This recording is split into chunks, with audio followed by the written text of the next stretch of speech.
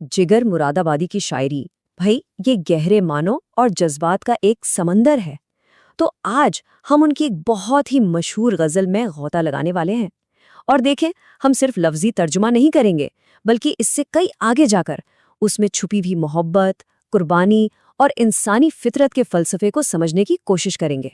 तो चलिए इस अदबी सफ़र का आगाज़ करते हैं। अच्छा, तो सबसे पहले आइए इस गज़ल के असल मतन पर एक नज़र डालते हैं। यही तो वो बुनियाद है जिस पर हमारी आज की सारी बातचीत टिकी हुई है। अल्फाज की ये जो तरतीब है ना, और ये खूबसूरती, यही तो जिगर की शायरी का असल कमाल है। तो ये समझ लें कि ये सिर्फ एक नज़्म से कहीं बढ़कर है।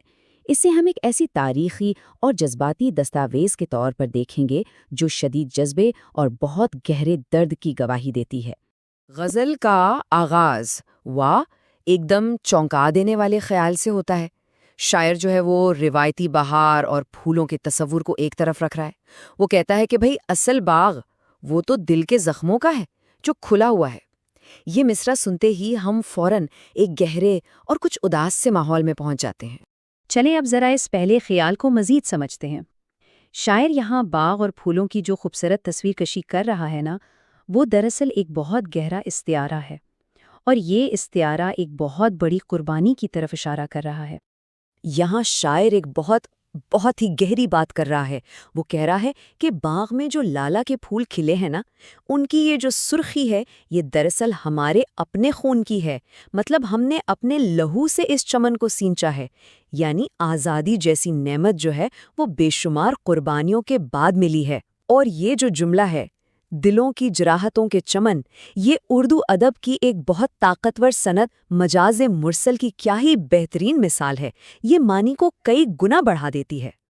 ये बिल्कुल ऐसे है जैसे हम तख्त कहकर बादशाह की तरफ इशारा करते हैं।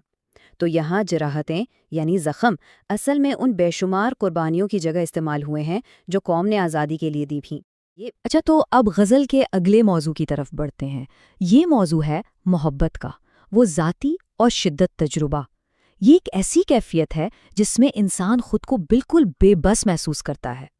ये शेर ये मोहब्बत की उस शदीद कशमकश को बयान करता है जिसमें आशिक फंस जाता है। उसके दिल में मोहब्बत का एक तूफान मचा हुआ है, लेकिन वो बेबस है। ना तो वो इस जज्बे को दबा सकता है और ना ही उसका इजहार करने की हिम्मत कर पाता है। तो बात यह है कि मोहब्बत ने शायर को एक बड़ी अजीब सी उलझन में डाल दिया है। वो एक ऐसे दोराहे पर खड़ा है जहाँ चुप रहना भी मुश्किल है और कुछ कहना तो जैसे नामुमकिन ही है। ये इश्क की इंतहा का एक बहुत ही अनोखा रंग है। इस शेर में तो शायर अपने महबूब के हुस्न की तारीफ में गोया ज़मीन आसमान एक कर देता है। उसका दावा है कि बहार की तमाम रनाइयाँ भी मिल जाए ना, तब भी उसके महबूब के हुस्न को छुपा नहीं सकती। मतलब शायर यहाँ मुबालगे की इंतहा पर है। वो ये बताना चाह रहा है कि महबूब की मौजूदगी कितनी हमागीर है, इतनी कि उसकी खुशबू पूरी कायनात पर छा जाती है। यहाँ एक और बहुत दिलचस्प अदबी सनत इस्तेमाल हुई है जिसे किनाया कहते हैं।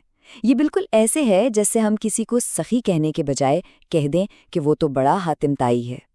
तो जिगर भी यहाँ महबूब के हुस्न को सीधा सीधा बयान करने के बजाय उसकी तरफ इशारा कर रहे हैं और उसके गिर्द एक पुरस्रार और अजमत का हाला बना देते हैं। अच्छा, अब शायर ज़ाती मोहब्बत के दायरे से बाहर निकलता है और एक बहुत बड़े एक तारीखी दुख की तरफ आता है। यहाँ जिगर मुरादाबादी तकसीम हिंद पर अपने गहरे कर्ब और दुख का इजहार कर रहे हैं। ये शेर ये सीधा सीधा तकसीम के दर्द की अक्कासी है। शायर कह रहा है कि जिस वतन को मैं अपना कहता था, अब वो मेरा रहा ही नहीं, और मैं एक नया वतन बसाने के लिए अपने पुराने वतन, अपने प्यारे चमन को उजाड़ने पर मजबूर हो गया हूँ। देखिए, इस शेर में एक गहरा तज़ाद है और नुकसान का शदीद एहसास है। शायर अपना आबाई इलाका छोड़ना ही नहीं चाहता जहां उसकी सारी यादें जुड़ी हैं। उसे ऐसा लग रहा है कि एक चमन की खातिर दूसरे चमन को उजाड़ना पड़ रहा है, और ये आज़ादी ये उससे बहुत महंगी पड़ी है। और ये सिर्फ शायर का नहीं, ये उस वक्त की पूरी कौम की रूह की आवाज़ लगता है। जब किसी कौम से खुलूस, अमल का जज्बा और वतन का दर्द ही ख़त्म हो जाए तो वो ज़िंदगी थोड़ी रहती है, वो तो एक जिंदा लाश बन जाती है। शायर इसी कौमी ज़वाल पर मातम कर रहा है।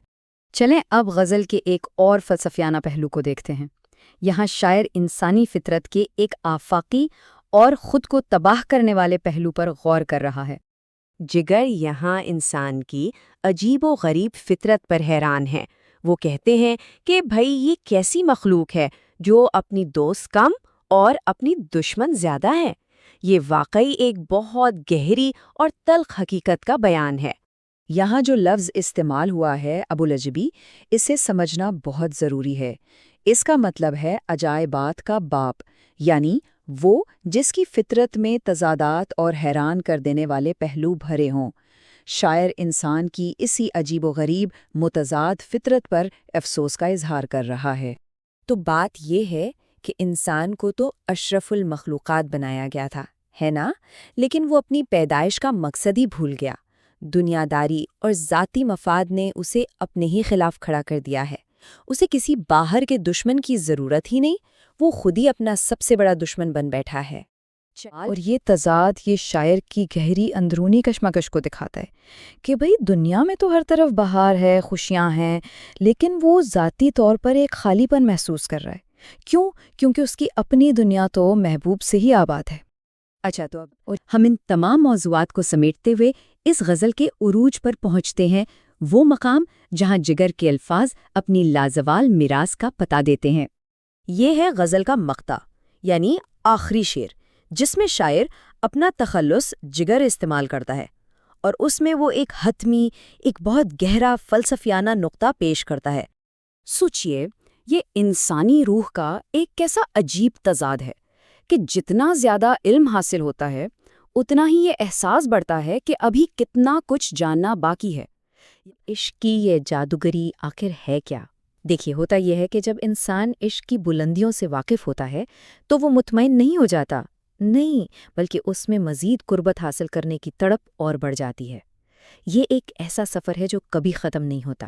آپ ایک منزل پر پہنچتے ہیں تو فوراً دوسری منزل کی تلاش شروع ہو جاتی ہے۔ تو جگر کی یہ غزل ہمیں اسی سوال پر چھوڑ جاتی ہے کہ محبت آخر ہے کیا؟ کیا یہ ایک منزل ہے یا ایک نہ ختم ہونے والا سفر؟ ایک سکون کا نام ہے یا ایک ہمیشہ رہنے والی بے قراری کا؟